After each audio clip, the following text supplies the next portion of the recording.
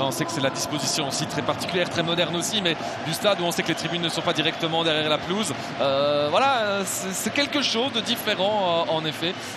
On rappelle les deux changements de chaque côté par rapport à la semaine dernière du côté de Gand. Eh bien, c'est De Vlieger et Van Zer qui sortent avec les montées la semaine prochaine. Il y a un gros programme aussi pour la Gantoise. On aura l'occasion d'en reparler. Ce sont les Gantois justement qui ont donné le coup d'envoi de cette rencontre. Et tout de suite, c'est là que le Gand doit tenter d'accélérer un petit peu le jeu. Énormément de monde autour d'eux, très peu de possibilités de créer quelque chose. Ce centre aussi, et pourquoi pas sur le deuxième ballon. Qu'est-ce que ça peut donner avec Kanga et la première intervention surtout de Peano. Et quand même aller chercher, on va en avoir un meilleur aperçu ici.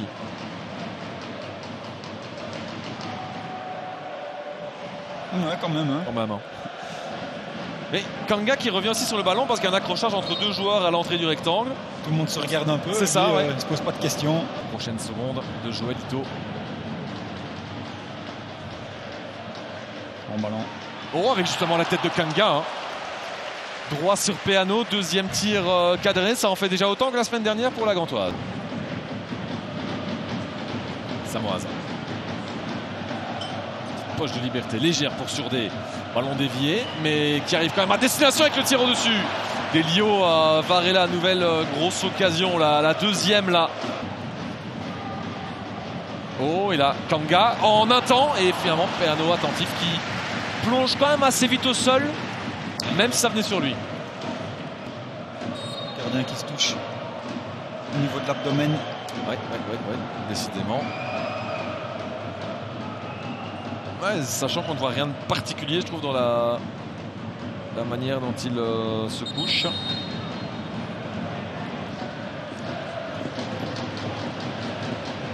Trois minutes sont passées. Difficile quand même pour le bloc louviérois d'accompagner. Oui, c'est clair. Et alors, est-ce que c'est difficile? Est-ce que c'est pas aussi une volonté de ne pas trop s'exposer? Allez, ils peuvent pas se permettre un faux pas aujourd'hui en fait. Non, parce que derrière ça va être compliqué. Il y a eu un petit effet, je pense, dans le ballon rétro qui l'a empêché. Il y avait l'idée. Il y avait la place surtout, oui, l'espace. Et pourquoi pas Pau? Non, préfère jouer avec finalement un premier renvoi cadré. Son tempo qui met en difficulté la Louvière. Samoise. Là, ça va peut-être revenir avec Surdé qui fait sauter ce ballon. Et ben voilà. Maisonneuve qui se fait avoir un peu facilement. Ouais, qui lève les bras. Ah, hors-jeu. Plus que ça, c'est une position de hors-jeu. Et donc tout est à refaire pour la Gantoise. Ouais.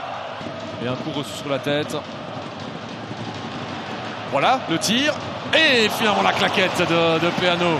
On a un premier élément de réponse parce qu'ils réagissent d'emblée. Qui devait tenter.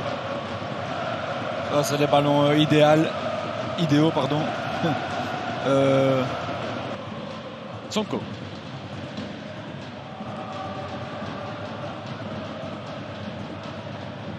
Et un centre justement vers Surdé. Et quel arrêt! Il est tombé, en tout cas il a plongé très rapidement, Peano. Pour l'instant, s'il faut élire un homme du match, Peano. Je ne sais pas ce que vous en pensez. Et la petite alerte aussi pour Peano.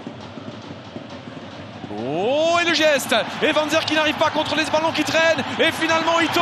Et finalement Ito! Et finalement Ito! La Gantoise fait sauter le verrou une nouvelle fois. Cette fois, a priori, c'est pour de bon. Ah, le scénario ne peut pas être plus cruel pour les uns et il ne peut pas être à ce point, en tout cas, plus soulagé la Gantoise. Un but maintenant, c'est forcément, voilà, c'était maintenant ou jamais. On peut dire qu'il a gardé son calme sur cette action. Très très calme. C'est pas énervé, c'est pas excité. Il a fait ce qu'il fallait. Est-ce qu'il ne vous a pas fait peur à un moment donné à attendre? Non, j'ai senti quand même là le... Il va falloir vite aller vers l'avant. Non, ce ne sera pas le cas. C'est donc terminé. Et la victoire de la Gantoise acquise de haute lutte. La Louvière a résisté. Mais le football, c'est 90 minutes et pas 87.